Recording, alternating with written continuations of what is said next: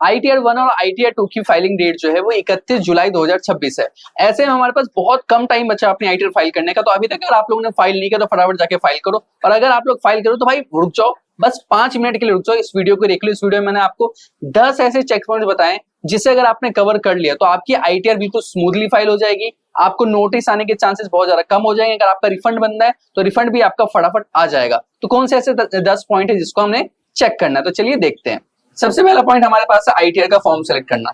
ITR का form select करना उतना ही इंपॉर्टेंट है जितना ज्यादा इंपॉर्टेंट है उसके अंदर डिटेल्स फिल करना, क्योंकि ITR के फॉर्म के ऊपर ही डिपेंड करेगा कि आपको क्या क्या डिटेल फिल करने का ऑप्शन मिल रहा है। अगर मैं आपको बताऊं तो अभी हम ITR 1 और ITR 2 की बात करें। ITR 1 के अंदर में आप अपनी सैलरी इनकम डिस्क्लोज कर सकते हो और टोटल इनकम आपकी 50 लाख तक होनी चाहिए। उसके साथ साथ अदर सोर्स की इनकम डिक्लेयर कर सकते हो। अदर सोर्स में अपने FD की इनकम, इंटरेस्ट इनकम वगैरह दिखा सकते हो, और भी जितने भी आपके अदर सोर्स की इनकम है उसको आप रिपोर्ट कर सकते हो। उसके साथ साथ हाउस प्रॉपर्टी में आप 2 हाउस प्रॉपर्टी की इनकम भी डिक्लेयर कर सकते हो ITR 1 के अंदर में। एग्रीकल्चर इनकम सिर्फ 5,000 रुपए तक की रिपोर्ट कर सकते हो, आप उससे ज्यादा की रिपोर्ट नहीं कर सकते। अगर आपको स्टॉक मार्केट से प्रॉफिट हुआ है तो सिर्फ लॉन्ग टर्म कैपिटल गेन ए और long term capital gain 112A वाली सिर्फ आप रिपोर्ट कर सकते हो, वो भी सिर्फ और सिर्फ 1,25,000 तक की रिपोर्ट कर सकते हो आप ITR 1 के अंदर में। अगर आप इसमें से किसी भी एक चेक पॉइंट को क्रॉस कर रहे हो ना तो फिर आप आ जाओगे ITR 2 के अंदर में। ITR 2 के अंदर में आपको कैपिटल गेन की अदर जो इनकम्स है वो सारी की सारी आपको फिल करने का ऑप्शन मिल जाता है। मतलब सिक्योरिटी मार्केट के अलावा जो दूसरी इनकम है वो भी आप फाइल कर सकते हो, 111A की शॉर्ट टर्म कैपिटल गेन भी फाइल कर सकते हो, और उसमें लिमिट भी नहीं रहती आपकी, तो आप ITR 2 की ओर शिफ्ट हो जाओगे। तो ITR फॉर्म सही से सिलेक्ट करना। अगर आपको कोई भी कंफ्यूजन हो रहा है ITR फॉर्म सिलेक्ट करने में तो इस वीडियो के नीचे बस कमेंट कर दो और हमारी टीम आपकी हेल्प करेगी ITR फॉर्म को चूज करने में। सेकंड हमारे पास है TDS सर्टिफिकेट। 2 तरह की TDS सर्टिफिकेट होता है। अगर आपकी सैलरी इनकम है ना तो आपको मिला होगा फॉर्म 16 TDS सर्टिफिकेट, जिसके 2 पार्ट होते हैं, पार्ट ए पार्ट बी। अपने एम्प्लॉयर से इन दोनों सर्टिफिकेट को जरूर मांग लेना। अगर आपकी सैलरी की इनकम नहीं है बट आपका TDS कटा है तो फिर आपको मिलेगा फॉर्म 16A, और फॉर्म 16A भी आपको अपने डिडक्टर से मांगना है, क्योंकि इसके बेसिस पे ITR को हमें आगे प्रोसेस करना होता है, तो इसको जरूर याद से ले लेना। देन थर्ड पॉइंट है हमारे पास फॉर्म 26AS। अगर आपके पास सपोज TDS सर्टिफिकेट नहीं है, और अगर है भी तो भी, बट अगर नहीं भी हो तो आपको क्या करना है, फॉर्म 26AS में चेक करना है। वहां पे आपको जितना भी TDS डिडक्ट हुआ ना सारे के सारे TDS आ जाएगा, सेक्शन आ जाएगा, किस एम्प्लॉयर ने कौन सी डेट को काटे वो सारी डिटेल आ जाए, तो वहां से भी उसको वेरीफाई जरूर करना है। नंबर 4 चेक पॉइंट है हमारे पास AIS एंड TAS वेरीफाइड। देखो AIS और जो अपना TAS होता है इसके अंदर में जाके आप चेक कर लेना कि आपकी कौन कौन सी चीजें यहाँ पे रिपोर्ट हो रही है, और इसमें आपको समझ में आएगा कुछ ऐसी चीजें ना हो जो आपका मिस हो रहा है। कई बार डिविडेंड वगैरह की इनकम होती है तो वो सब कुछ हमें AIS में देखने को मिल जाती है, तो वहां से वेरीफाई जरूर करना। नंबर 5 पॉइंट है हमारे पास बैंक अकाउंट प्री वैलिडेटेड होना चाहिए। अगर आपका रिफंड बनने वाला ना तो रिफंड सिर्फ उसी अकाउंट में जाता है जो बैंक अकाउंट पहले से प्री वैलिडेटेड है, नंबर 1, प्लस वो नॉमिनेटेड फॉर रिटर्न भी है। ये दोनों काम जरूर कर लेना। उसके बाद हमारे पास number 6 point which is deduction correctly claim. आपको जो अपने डिडक्शंस को सही तरीके से क्लेम करना है। देखो रिफंड के चक्कर में लालच में आके जो है कुछ भी डिडक्शंस क्लेम मत कर लेना।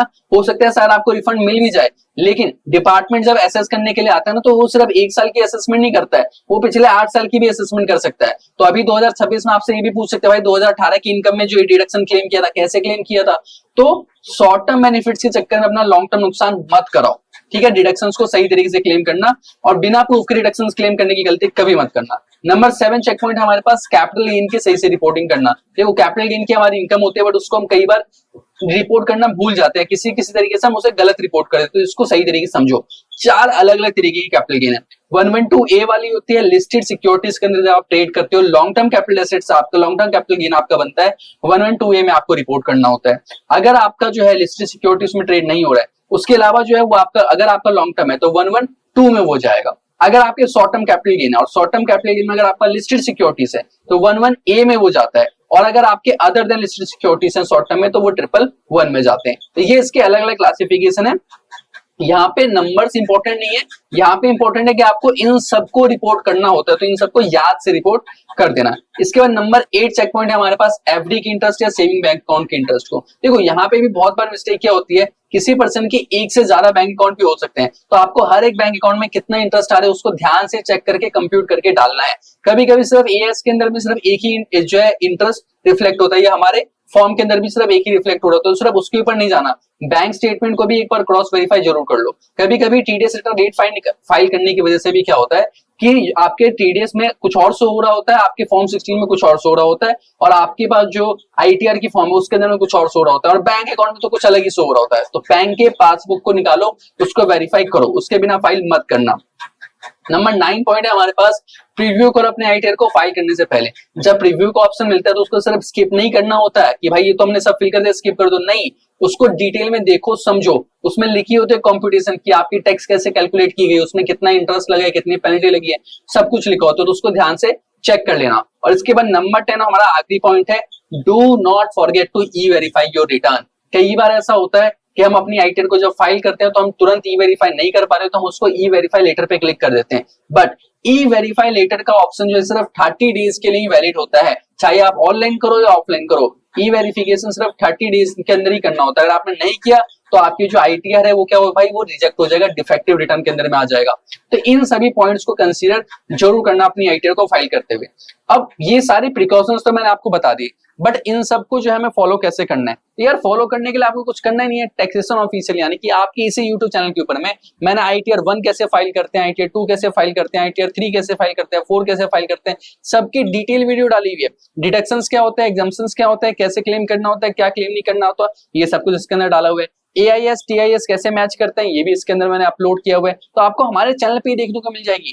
हर छोटी से छोटी चीज, हर बड़ी से बड़ी चीज जो है आपको हमारे चैनल पे देखने को मिल जाएगी। आपको क्या करना है, बस आपको हमारे जाओ प्लेलिस्ट वाले सेक्शन में जाओ और जाके फटाफट उसको देखना स्टार्ट करो। और कोई भी आपकी क्वेरी है, कुछ भी आपके डाउट है ना, इस वीडियो के नीचे कमेंट कर दो, हमारी टीम आपकी डाउट को सॉल्व करने की पूरी पूरी कोशिश करेगी। और यार अभी तक अगर आप लोगों ने फॉलो नहीं किया, अगर आपको लग रहा है कि कुछ इन्फॉर्मेटिव मिल रहा है आपको, तो यार एक फॉलो भी कर लो